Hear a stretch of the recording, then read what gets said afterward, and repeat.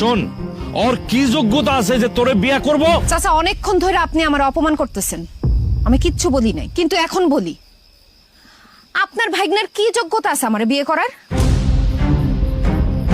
কি পরিচয় আছে তার? পয়সাওয়ালা ছেলে, শহরে থাকে। তাহমিনা, কি বলতেছো তুমি এসব? ঠিকই বলতেছি। তোমার আব্বা সরকারি কর্মচারী।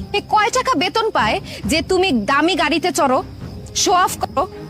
এটা তো সব চুরির টাকা।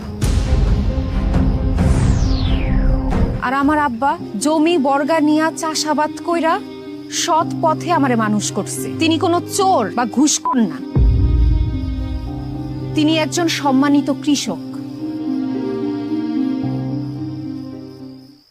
আর আমি আমার নিজের যোগ্যতায় দেশি বিদেশি বিভিন্ন সংস্থার সাথে কাজ করি। আমি একটা ইন্টারন্যাশনাল অর্গানাইজেশনের বাংলাদেশ কান্ট্রি ম্যানেজার। যেখানে তুমি চাকরির জন্য অ্যাপ্লাই করছো, তোমার সিভি গত 3 মাস ধরে সেখানে পড়ে আছে। তুমি ইয়ুথ ডেভেলপমেন্টের কান্ট্রি ম্যানেজার এমটি মন্ডল? হ্যাঁ।